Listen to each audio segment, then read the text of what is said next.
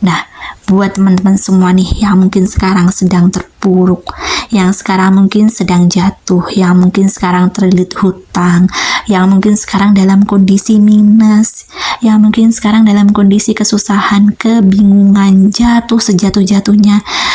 Nah, coba deh, silahkan teman-teman amalin, karena banyak banget yang sudah merasakan keajaiban dari sholawat. Kemudian, Assalamualaikum warahmatullahi wabarakatuh. Selamat datang kembali di channel kami, sahabat muslim dimanapun Anda berada. Jangan lupa dukung channel ini dengan komen, like, dan subscribe. Baik sahabat muslim, kali ini saya akan membagikan sebuah kisah nyata bagaimana keajaiban sholawat membawa seseorang menuju jalan keluar dan kehidupan yang jauh lebih baik. Jadi sahabat, ada seorang sahabat, sebut saja namanya A ya. Si A ini datang ke si B ya.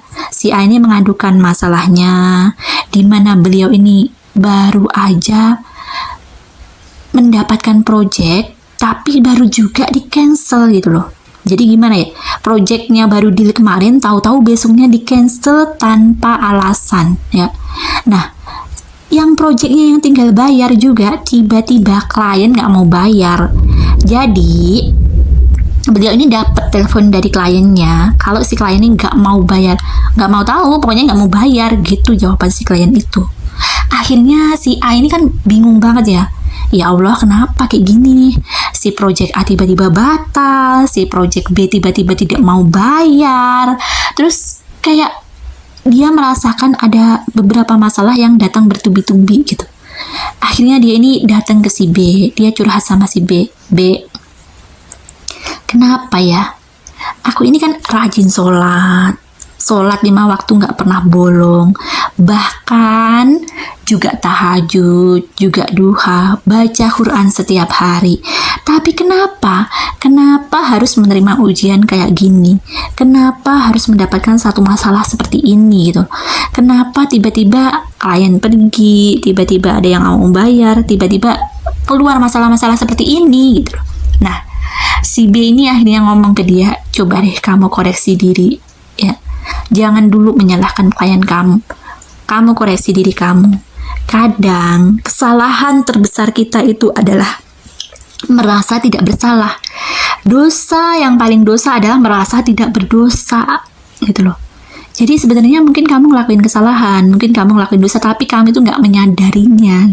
Bahkan kamu merasa, oh aku nggak ngelakuin dosa, oh aku tidak ngelakuin kesalahan. Nah, jangan sampai kamu merasa kayak gitu. Jangan merasa suci dulu. Jangan merasa udah semua ibadah udah dilakuin nih gitu. Bener gak ibadahnya? Baca Quran nih dihayatin gak bacaannya? Apa cuma sekedar baca doang? Sholat nih bener gak sholatnya? Apa sekedar menggugurkan kewajiban? Apa sekedar gerakan-gerakan saja tanpa penghayatan? Nah, banyak banget yang beliau koreksi. Selain itu, beliau juga dapat amalan. Jadi si B ini ngasih amalan untuk memperbanyak sholawat gitu. Akhirnya si A ini ngelakuin apa yang dikasih tahu sama si B. Dia mulai rutin bersolawat. Padahal sebelum-sebelumnya dia ini nggak pernah loh yang kayak sholawat 100, sholawat 1000 gitu-gitu, nggak pernah gitu. Nah, sampai akhirnya dia punya komitmen untuk rutin sholawat 1000 kali sehari gitu. Nah, dia nih mulai nih rutinin sholawat 1000 sehari. Setelah dia ini sholawat 1000 sehari, dia sempat mikir, ya Allah, ternyata 1000 kali itu berat banget ya gitu. Jadi beliau ini sempat cerita ya, kalau beliau ini sempat kayak kewalahan, kayak nggak sampai gitu loh buat mengejar 1000 sehari gitu. Bahkan sempet yang nggak sampai 1000 gitu loh, nggak sampai 1000 udah nggak kuat gitu loh. Nah, buat orang yang memang belum pernah ngelakuin rutinitas sholawat, misalnya 10, 20, 30, 100 kali sehari istiqomah, itu memang buat mencapai 1000 berat banget. Beda sama yang udah terbiasa, beda sama yang misalnya udah pernah nih rutin 100 setiap hari. Nah, itu buat naik ke 1000 itu lebih gampang daripada yang 0 tahu-tahu ke 1000. Itu yang belum pernah tahu-tahu ke 1000. Nah, ya udah, dia coba aja jabanin. Ya udah deh, ini sebagai bentuk ikhtiar katanya kan. Dia baca tuh sholawat 1000 sehari. Nah, dia nih ketika 1 minggu berlalu, dia mulai bertanya-tanya, kok nggak ada sih tanda-tanda keajaiban? Kok kayaknya biasa aja baca sama nggak baca? Kayak nggak ada perubahan apapun gitu loh. Nah, sampai akhirnya dia bertanya-tanya, mana nih katanya ada keajaiban, mana nih katanya ada pertolongan? Nggak ada, biasa aja. Nah, si temen aku ini bilangin, sabar ya. Si B bilang, sabar ya. Pokoknya istiqomah aja dulu, baca aja dulu gitu. Karena setiap orang itu nanti hasilnya bakalan beda-beda gitu. Ada yang 1 minggu udah langsung dikasih jawaban, ada yang 2 minggu dikasih jawaban, ada yang sebulan, 2 bulan, bahkan ada yang berbulan-bulan gitu loh. Jadi jawabannya itu nanti tergantung Allah gitu. Ya udah, 1 minggu berlalu, sambil bertanya-tanya dia tetap aja istiqomah baca.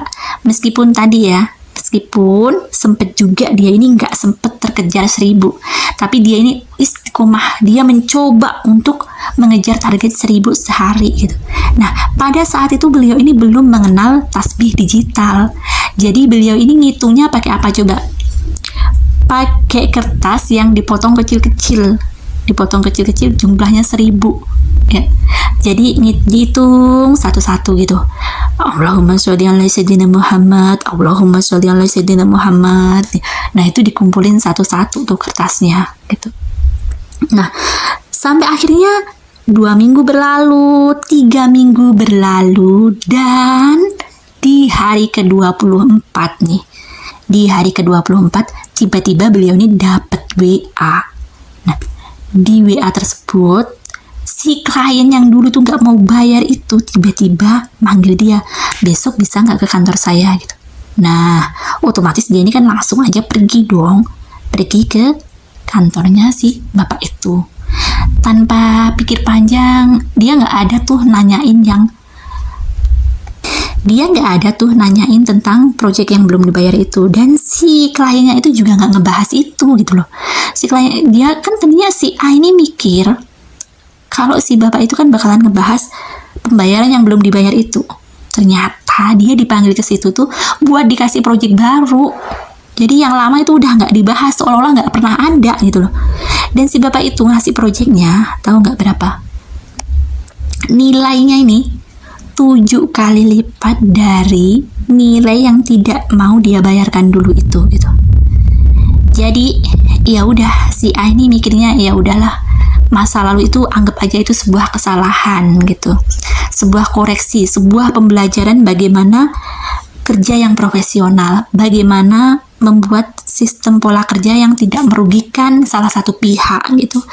Nah, akhirnya dia pun membuat sebuah metode, membuat sebuah perjanjian di mana si A ini nggak bakalan rugi gitu, nggak bakalan dirugikan seperti kasus project yang pertama gitu. Karena waktu project pertama itu kan modelnya gini ya, pekerjaan, barang atau jasa dia itu diserahkan dulu ke klien, baru klien bayar gitu. Nah, ini dibalik. Dia bayar dulu, baru dikasih tuh barangnya, baru dikasih tuh hasil jasanya gitu. Nah, akhirnya dengan metode itu dia pun alhamdulillah tidak mengalami kerugian seperti yang project pertama itu gitu. Nah, di sini pasti mulai bertanya-tanya, kira-kira nih apa sih yang dia baca tuh? Yang dibaca 1000 kali itu apa gitu. Baik, yang dia baca adalah sholawat yang bunyinya Allahumma sholli ala sayyidina Muhammad wa ala ali sayyidina Muhammad. Allahumma sholli ala sayyidina Muhammad wa ala ali sayyidina Muhammad sebanyak 1000 kali ya. Nah, buat teman-teman semua nih yang mungkin sekarang sedang terpuruk, yang sekarang mungkin sedang jatuh, yang mungkin sekarang terlilit hutang, yang mungkin sekarang dalam kondisi minus, yang mungkin sekarang dalam kondisi kesusahan, kebingungan, jatuh sejatuh-jatuhnya, Nah, coba deh, silahkan teman-teman amalin, karena banyak banget yang sudah merasakan keajaiban dari sholawat, kemudahan, kelancaran berkat sholawat. Teman-teman semua coba diamalin, coba dilakuin. Nah, lihat aja dulu efeknya, nanti kalau udah tahu efeknya pasti bakalan semakin kecanduan, bakalan semakin cinta banget sama sholawat. Nggak usah dimotivasi, nggak usah disuruh, bakalan rajin sholawat. Ya Allah, semoga teman-teman semua dimudahkan, kita semua dimudahkan dalam membaca sholawat, dalam menghiasi bibir kita dengan sholawat, dan diberikan keberkahan sholawat oleh Allah Subhanahu wa Ta'ala. Baik teman-teman semua, silahkan teman-teman amalin dan yakin akan pertolongan Allah.